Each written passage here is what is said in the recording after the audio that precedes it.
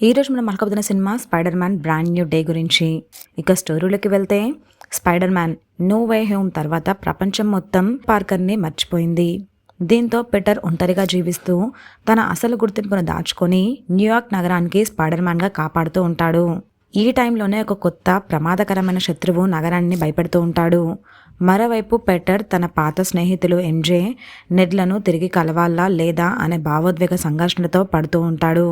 కొత్త ప్రమాదాన్ని ఎదుర్కొంటూనే తన వ్యక్తిగత జీవితాన్ని ఎలా సమతుల్యం చేసుకున్నాడు, చివరికి నగరాన్ని ఎలా కాపాడాడు అన్నదే సినిమా స్టోరీ. ఈ సినిమాలో ప్లస్ పాయింట్స్ ఏంటి అంటే టామ్ హోలాండ్ అద్భుతమైన పర్ఫార్మెన్స్, భావోద్వేగంతో కూడిన కథ, గ్రౌండెడ్ స్పైడర్ మ్యాన్ కథనం, action sequence, background score and visuals. మరి ఈ సినిమాలో మైనస్ పాయింట్స్ ఏంటి అంటే ఫస్ట్ హాఫ్ కొంచెం స్లోగా అనిపిస్తుంది, కొన్ని CGI సన్నివేశాలు సాధారణంగా అనిపిస్తాయి, రన్ టైం ఎక్కువగా ఉన్నట్టు అనిపిస్తుంది. మొత్తానికి spider man brand new day ఒక భావోద్వేగంతో పాటు యాక్షన్ను చక్కగా మేళపించిన సూపర్ హీరో సినిమా. టామ్ హోలాండ్ నటన, కొత్త విలన్ మరియు కథలోని భావోద్వేగాలు స్పైడర్ మ్యాన్ ఫ్యాన్స్ను తప్పకుండా థియేటర్లో చూడదగ్గ సినిమా. నేనైతే సినిమాకి రేటింగ్ 4 ఇస్తున్నాను. మరి సినిమా చూసిన వాళ్ళు మీకు అనిపించిందో కమెంట్ చేయండి.